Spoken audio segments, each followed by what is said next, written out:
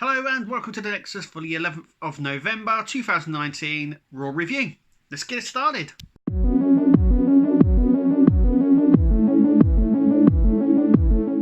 So this is our Raw review. I thought Raw was okay. It contains some good segments and probably the worst segment of 2019. So let's get it started. It was advertised on SmackDown that it would be the Kabuki Warriors putting their tag team titles on the line against Charlotte and Natalya. Obviously, Becky Lynch comes out and replaces Natalya. Over the commentary, they say that Natalya is back at home. Remember, this is being filmed in the UK. Back at home dealing with family issues, so that's why she can't be in it. Basically, Natalya gets replaced. I'm not really that surprised considering how bad their match was last week. But this time, it was actually a pretty decent match. Pretty good. Shayna Baszler come out, watched ringside. She sort of interfered slightly, which cost Charlotte and Becky Lynch the match. Becky Lynch gets rolled up and pinned by Asuka. And then Shayna Baszler and Becky Lynch are fighting. Then Bayley comes over, attacks Shayna Baszler, and then attacks Becky Lynch. Fairly good segment. I like all of this. Building up to Survivor Series, it was fairly good. I liked it. Match was all really good as well. After that, we get Drew McIntyre versus Sin Cara. Obviously, Sin Cara lately has been having a sort of a feud with Andrade. Last week, there was the tag team match, which Sin Cara lost. This was a squash match for Drew McIntyre and Sin Cara. Drew McIntyre dominated the match from the get-go. It was an easy match. It just seemed like a squash match. Why? I don't know. We know what Drew McIntyre is capable of. Unless Sin Cara is getting punished for something, I don't know. There are rumours that he wants to be released from the company. It just didn't seem... he's been out injured. He's come back. He's losing. It just doesn't... I don't know what's going on. How they're booking him is really bad. Then, obviously, we get the Singh brothers versus R-Truth. Now, the Singh brothers are the 24/7 champions. The both of them. Now, I always thought it was just one, but a little graphic down at the bottom said that they were both 24/7 champion. It's a 2-on-1 handicap match with R-Truth. This match was awful. One, it had the potential to be really good, but it just ended so badly. And even the crowd reacted really badly to this as well. So the match started, it was pretty good. R-Truth starts getting the upper hand. The Singh brothers leave the ring. Then they do this sort of comedy running around the ring at each other. And then they run off to the back. It was awful. Then, obviously, we have the backstage segment. And they're running through the corridors. The Singh brothers go into a dark room. When they turn the lights on, Eric Rowan is there.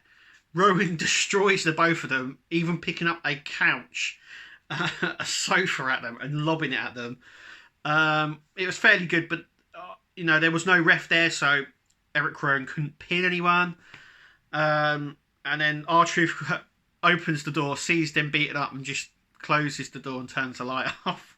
It was a comedy segment, but it was a poor match. I don't know where they're going with the 24/7 title.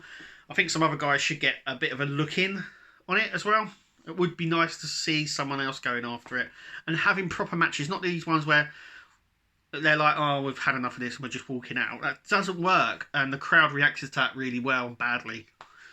Then we get Seth Rollins. Obviously, he's pumped up for Survivor Series. He talks about what Triple H said last week. And he has an open challenge to anybody, any UK person who's willing. This obviously brings out NXT UK wrestlers, most notably Imperium. They are the NXT UK group. So NXT have the Undisputed Era, and NXT UK has Imperium. So the four guys come out. Walter is the UK NXT champion, and we go one-on-one with Seth Rollins. This is a really, really good match, actually. Fairly good. Really good, in fact. Backwards and forwards. It's really well done. Walter dominated quite a bit of the match, really. I was quite surprised. He is a big fella. And he dominated Seth Rollins. Seth Rollins was getting the upper hand. Then the rest of the Imperium interfere. It's a disqualification. Walter obviously loses. Seth Rollins wins. It's really bizarre. So they start beating down on Seth Rollins. The Street Profits come out to help. They get beaten up as well. And then Kevin Owens comes out and immediately goes after Walter to a massive pop. We go to commercial break and I think, okay, that's it. When we come back, it's a tag team match between the Street Profits, Seth Rollins and Kevin Owens against Imperium. Once again, it doesn't disappoint. It's a really good match and it just shows you how good the talent is on NXT. If they're wanting to promote NXT and get more people watching it, they've done a good job with this. Excellent, excellent match. Obviously, stunners all round from Kevin Owens, and Seth Rollins with the stomp picks up the win, and WWE win. We get some weird segments as well where Eric Rowan is talking to someone, looks like in a cage or something, going, oh, he's all, he's all cute and all this. I don't know what was going on there. Obviously something that they must be building towards and the start of. We just don't know. Then we have Andrade versus Cedric Alexander. It was a boring match. It could have had potential. Andrade wins by cheating, basically. And Curtis Alexander doesn't. And that's it. Then we get probably the worst segment of 2019. In fact, the worst storyline of 2019. I'm going to say it. It's awful. No one wants it. No one's invested in it. Everybody hates it. There was some... Now, during the live crowd here in the UK... by the way, this was filmed on... I think it was a Thursday or a Friday. So this was pre-recorded. And the crowd said for this segment, which is the Lana Rusev segment, it was so heavily booed that you can hardly hear what she was saying. And there were chants of, this is boring, no one cares, were the chants. Obviously watching it at home, you could tell it'd been heavily edited. You could hear the boos, but not as badly. You couldn't hear this is boring, and you couldn't hear no one cares chants, but they were definitely there in the live crowd. They were definitely there. In fact, they were deafening. I hope this just sends a clear message to them. Anyway, Lana comes out and yabba, and basically says she's pregnant. It's a ploy. Obviously, Bobby Lashley comes out. They beat down Rusev, and then at the end of the ramp, Lana says she isn't really pregnant. She made it. I don't really know what's going on. It's so bizarre. We're in 2019. This just feels like a 2001 storyline. It just doesn't fit in with what the world is now. All wrestling. People want to see wrestling. They don't want to see this rubbish. It was awful. Anyway, we get Eric Rowan versus a nobody. Sooner Damstom, I think his name. I can't even remember his damn name. A squash match. Why? We know what Eric Rowan's capable of. He doesn't need to be in a squash match. They've done these. They've already done one squash match. This one's just a nobody. He puts a sort of cage which is wrapped in cloth on the announce table. He goes up, does the squash match. Very easy win. Goes back and picks up. Obviously, this is the thing that he was talking to. We don't know what it is.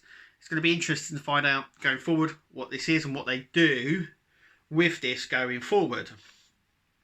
Then we get a really decent tag team match which was the Raw Tag Team Champions, the Viking Raiders, going up against the former NXT UK Tag Team Champions in Mike Andrews and Fish Morgan, or Fish Morgan Webster. They are really good. If you've watched NXT UK, you will know that these guys are excellent. They are former Tag Team Champions. This match was really good, and I am really good.